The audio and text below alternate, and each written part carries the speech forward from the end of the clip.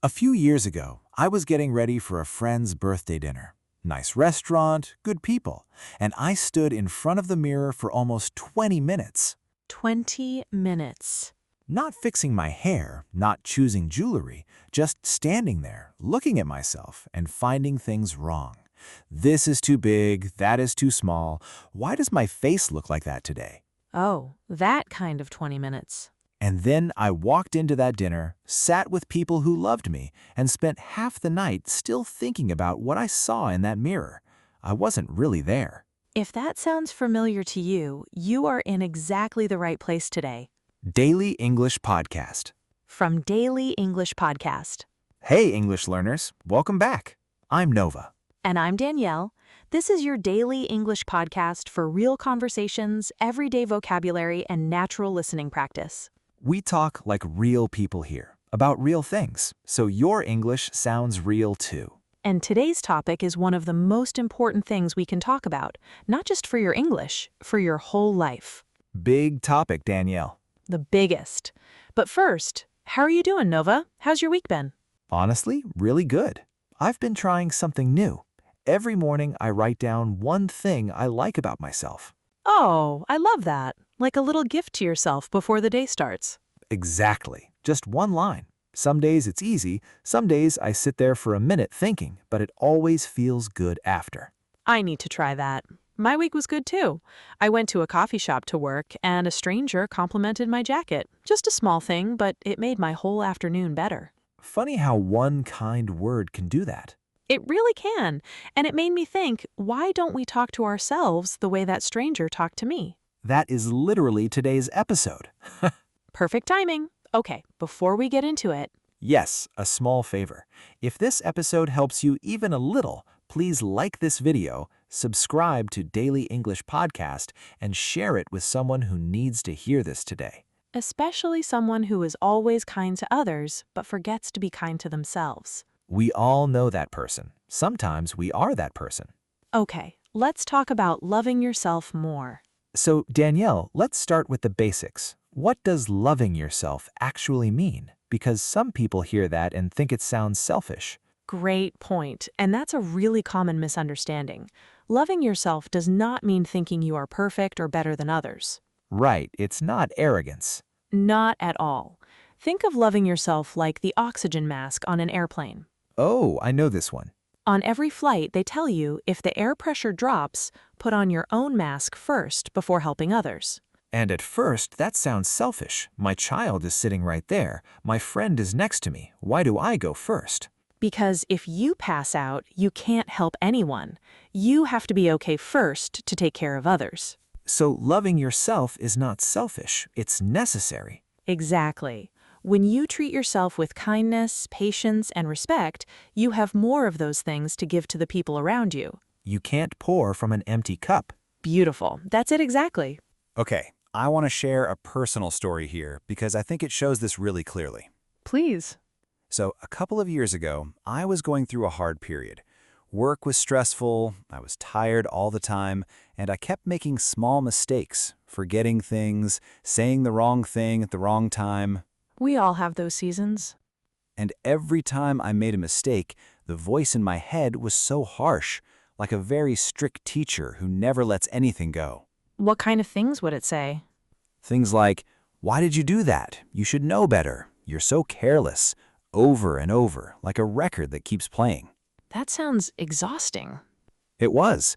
And one day a friend said to me, "Would you ever talk to me the way you're talking to yourself right now?" And I thought about it and said, "No, never." Because you'd never say those things to someone you care about. Exactly. So why was it okay to say them to myself? That question changed something in me. Slowly, I started noticing that voice and choosing a kinder one. That's where the real work begins, noticing the voice first. Right. You can't change what you can't see. Okay, let's get into our 5 tips for learning to love yourself more. Simple, honest tips with stories so they actually stay with you. Tip 1. Talk to yourself like you talk to a good friend. The record player voice. Yes, we need to change the record. Think of the voice in your head like a roommate who lives with you every single day. A roommate you can't escape. Right. Now, imagine your roommate wakes you up every morning and says, "You're not good enough. You made so many mistakes yesterday. Everyone thinks you're boring." That would be a terrible place to live. Terrible. You would move out immediately. First of next month, I'm gone. But we let our own inner voice do exactly that, and we don't move out. We just stay and listen. So how do we change the roommate? You start small. Every time you catch a harsh thought about yourself, you pause and ask, "Would I say this to my best friend?" And if the answer is no, You rewrite it. Not fake, not pretending everything is fine, but kinder. Instead of, "I'm so stupid," you say, "I made a mistake. I can learn from this." same situation, completely different energy. I practiced this for about 2 weeks, and honestly, it felt strange at first, like wearing a new shoe. Uncomfortable. But you keep wearing it and it fits. Exactly. And now that kinder voice is becoming more natural than the harsh one. Okay, tip 2, stop waiting to feel worthy. Ooh, say more. So many people think, I will love myself when I lose 10 pounds, when I get the promotion, when I finally speak English fluently. When I. Exactly. It's always in the future. Think of worthiness like sunlight. Sunlight. Yes, the sun doesn't decide who deserves light and who doesn't. It just shines on everyone, equally, all the time. Not because you earned it. Right. You don't have to earn the sun. It's just there for you. And your worth is the same. It's not something you earn by achieving things or looking a certain way. It's already there. It was always already there. I had a moment where I realized this. I was waiting to feel confident about my English before I would speak in public. But someone told me, confidence doesn't come before the action. It comes from the action. So you don't wait until you feel ready. You go, and then you feel ready. You start, and the confidence grows while you're doing it. Worthiness works the same way. You don't wait to deserve love. You just start treating yourself like you deserve it, and slowly you believe it. That's a shift a lot of people need to hear. Tip 3, set boundaries and don't apologize for them. Oh, this one is hard for a lot of people. Very hard. Think of your energy like a garden. A garden. Yes, you water it, you care for it, you protect it. But if you leave the gate open all the time and let everyone in, some people will walk on your flowers without even noticing. Not because they're bad people, just because you didn't protect the garden. Exactly. A boundary is just a gate. It's not a wall that keeps everyone out. It's just a door that you get to open or close. And you get to decide who comes in and when. Yes, and saying no is not unkind. It's honest. I had to learn this the hard way. I used to say yes to everything, every request, every favor, every extra task at work, because I thought saying no meant I was difficult or unfriendly. And what happened? I was exhausted all the time and quietly resentful. I helped everyone else and had nothing left for myself. Resentful means you feel frustrated or bitter because of something unfair. Yes, and the irony is I wasn't even happy helping. I was doing it from fear, not from genuine desire. So the boundary isn't just protecting you. It means when you do say yes, it's real. It actually means something. The gate is open because you chose to open it, not because you were afraid to close it. Tip 4. Celebrate yourself, not just your achievements. This is something our culture doesn't teach us well. Not at all. We are trained to celebrate results. You got the grade, you got the job, you finished the course. But not just the fact that you showed up. Right. Think of yourself like a plant that you're growing. Okay, I like plants. You don't look at a seed on day 2 and say, why aren't you a flower yet? That would be crazy. You water it, you give it light, you notice the tiny green shoot coming up and you think, oh, something is happening. The shoot is progress. Exactly. You are the plant and you are the gardener, and your job is to notice the small growth, not just wait for the bloom. I started doing this actually. Every Friday, I sit for 5 minutes and ask myself, what did I handle well this week? Not what did I finish, what did I handle well? And what do you find? More than I expect. A hard conversation I had calmly, a day when I was tired but still showed up, a moment I chose to be patient when I didn't feel like it. Those things don't go on a resume, but they matter so much. They really do, and noticing them makes you feel like you're growing, even on the weeks that don't look impressive from the outside. Okay, tip 5. Spend time with yourself on purpose. Not just leftover time. Right. Most people only get alone time when everything else is done, but there's nothing left by then. Like eating the last crumbs from the bag. Exactly. Think of time with yourself like a standing appointment with a very important person. And that person is you. You would never cancel on a doctor's appointment without a good reason. You'd keep it, you'd show up. But we cancel on ourselves all the time. All the time. So start treating time with yourself as a real appointment. Put it on your calendar, even 30 minutes, a walk alone, a quiet coffee, reading a book, sitting outside and just breathing. No phone, no task, just you.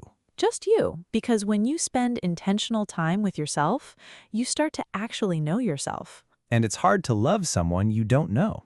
That's exactly it. We spend so much time with other people on screens, in noise, but getting quiet with yourself is how you hear what you actually feel, want, and need. I do a solo walk once a week. No podcast, no music, no phone call. That sounds peaceful. It felt strange at first. I kept reaching for my earphones, but now that walk is one of my favorite parts of the week. I come back feeling more like myself. More like yourself. I think that's the whole point of today's episode, isn't it? It really is. Okay, let's slow down a little and go through some of the words we use today so you can keep them and use them too. First, arrogance. This means thinking you are better than everyone else with no care for others. Not the same as confidence. Loving yourself is not arrogance, it's respect for yourself. Or, he's not confident, he's just arrogant. Next, worthy. It means deserving of good things, love and respect. You don't have to earn love, you are already worthy. Or, sometimes I have to remind myself that I am worthy of good things. Then, boundary. A personal limit that you set to protect your time, energy, or feelings. I set a boundary about working after 8 p.m. Or, learning to set boundaries changed how I feel about my relationships. We also said resentful. Feeling frustrated or bitter because something feels unfair. When I said yes to everything, I started to feel resentful. Or she wasn't angry, just quietly resentful. Then, intentional. Doing something on purpose with a clear reason, not by accident or habit. I want to be more intentional about how I spend my free time. Or intentional rest is not laziness, it's self-care. We said inner voice. The voice inside your head that comments on everything you do and feel. My inner voice was very harsh when I made mistakes. Or, I'm training my inner voice to be kinder. And one more, genuine. Something that is real and true, coming from the heart, not forced. I want to help people from genuine care, not from fear. Or, her smile was genuine. You could feel it. Great words. Now here's your small challenge. Pick one of these words and make your own sentence today. Say it out loud or write it in the comments below. Your English grows every time you use a new word, not just hear it. All right, let's do a quick recap of our 5 tips. Tip 1. Talk to yourself like you talk to a good friend. Change the roommate voice to something kinder. Tip 2. Stop waiting to feel worthy. Your worth is like sunlight. It's already there for you. Tip 3. Set boundaries and don't apologize for them. Protect your garden. Keep the gate in your hands. Tip 4. Celebrate yourself, not just your achievements. Notice the tiny green shoot, not just the bloom. And tip 5. Spend time with yourself on purpose. Make a standing appointment with the most important person in your life, you. These are not big, dramatic changes. They're small, quiet choices you make every day. And every small choice is a vote for the relationship you have with yourself. A relationship that lasts your whole life. So, it's worth taking care of. Okay, here is our question for you today. What is one thing you could say or do for yourself this week that you would normally do for a good friend? Write it in the comments. Your answer might be exactly what someone else needs to read today. And if this episode felt useful or meaningful, please like this video, subscribe to Daily English Podcast, and share it with someone who needs a little more kindness in their life right now. Thank you so much for spending this time with us. That was not time wasted. That was time invested in yourself. And we mean that. We really do. This was the Daily English Podcast with Daniel And Nova. Until next time, be patient with yourself, be kind to yourself, and keep going. Bye, everyone. Bye-bye. Take care.